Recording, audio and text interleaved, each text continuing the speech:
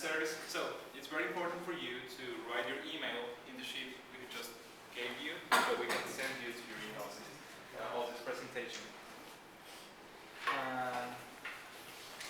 So I'm going to introduce you to Ms. Claudia, and maybe all of you know her.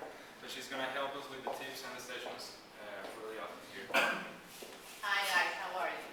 I didn't get the chance to introduce myself at the beginning, so I'll do it right now. Even though some of you are in my class or have been my students, but some of you haven't had the luck of being my students yet. So you need to know my name and what classes I teach in here.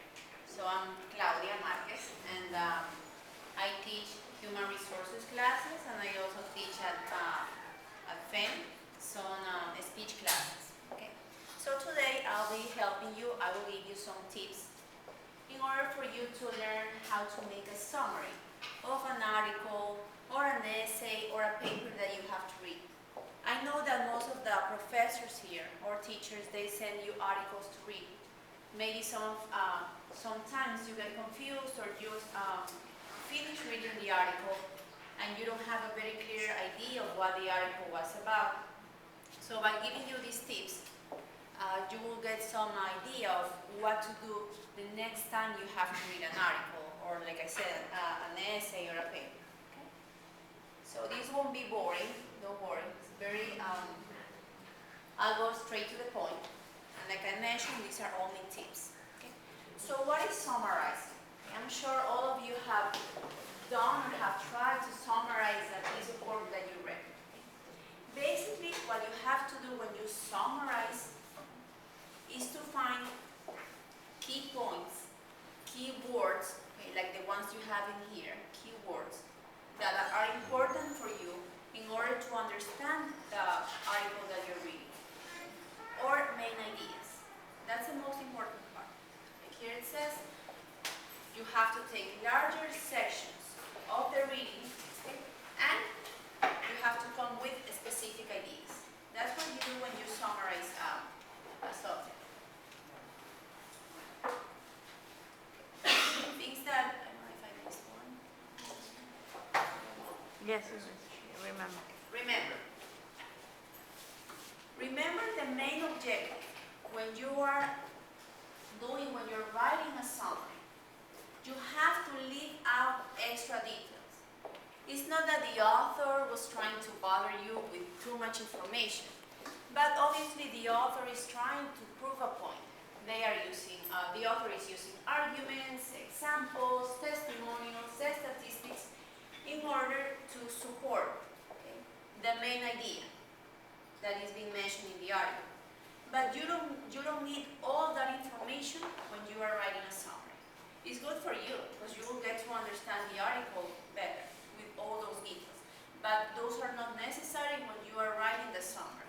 Okay? So what is important? You need to find out the key details, just the key details that the author is using to support those main ideas. Okay? Remember, I'm not going through the part of how the essay, what's the structure of an essay, the introduction, the body, the conclusions, and you need to find out the thesis statement or the main purpose of the article or the essay, and then you have main ideas that need to be supported in order for the article or the essay to have a sense, right? But you need to find out all that information. Remember that usually it's in the introduction when you find the thesis statement and the main ideas that are going to be discussed later on in the article. Things that we usually do, but we should not do. So pay attention to this. We write down everything. So we take word by word, because we get scared. We don't want to leave out any important information. So I start to summarize, okay, but I start giving too many words. Like I'm saying, I'm scared. I want my summary to make sense. So I don't leave out information, and you should. I don't write enough. Summarizing doesn't mean give some words, give some ideas, and they don't need to make any sense. You just need to have a short summary. No. You need to have words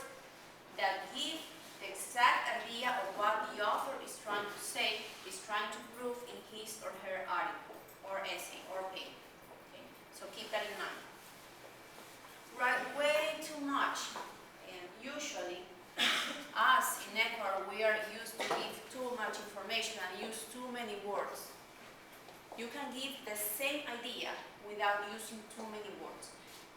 How do you learn to do that? By coming to clubs like this, by practicing how to summarize, by reading articles, but being concentrated, making sure that you're using these tips, not just read because I have to read for the class, right?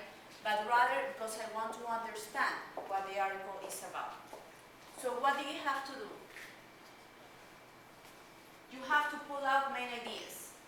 That's the first thing that you have to find out. Okay, I'm reading this article. What are the main ideas? What's the topic about? What's the author trying to prove? Those are the main ideas. Focus on key details. What are the key details?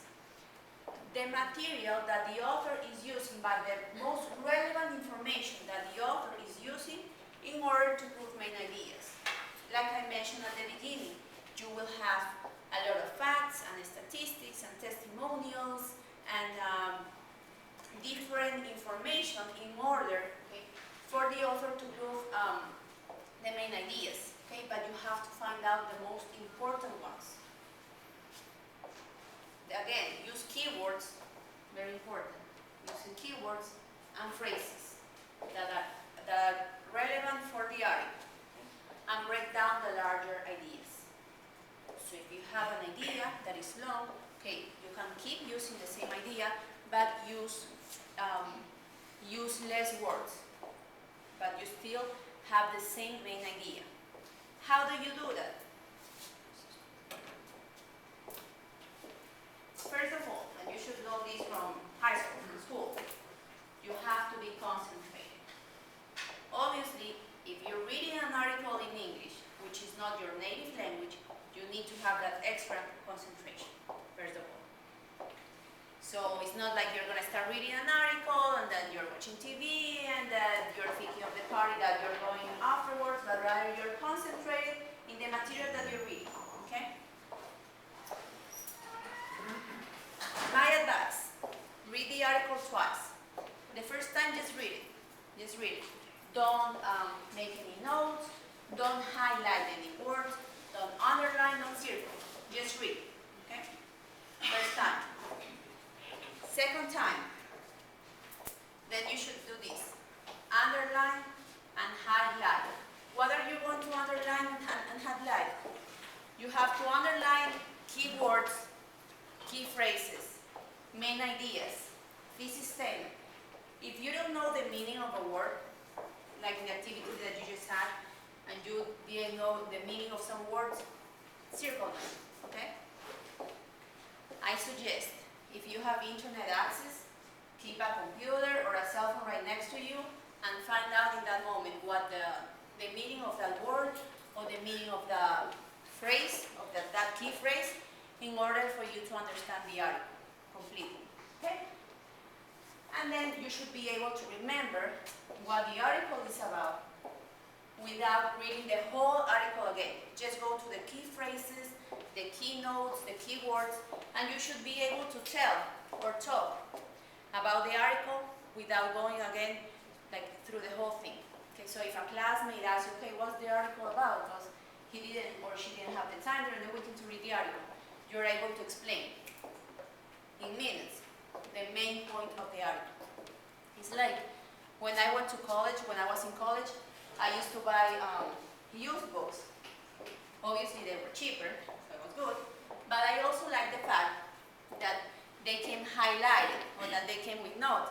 So it was really cool because when I had to study, obviously it helped a lot, right? So the same thing that you want to do with the articles. Have those keywords or notes highlighted, underlined or circled in order for you to be able to use those notes later on. Okay? So right now we have the activity. Juan Carlos is going to explain it. Okay? Thank you guys, and if you have any question, you're very welcome to just come and talk to me. Thank you. Okay. So we're going to just put it there, keep it there. Right now we're just having an activity, so we have to make some groups, larger groups, maybe we're like 29, 30. So maybe groups of 6, maybe. Okay? Just go ahead, pick your partners.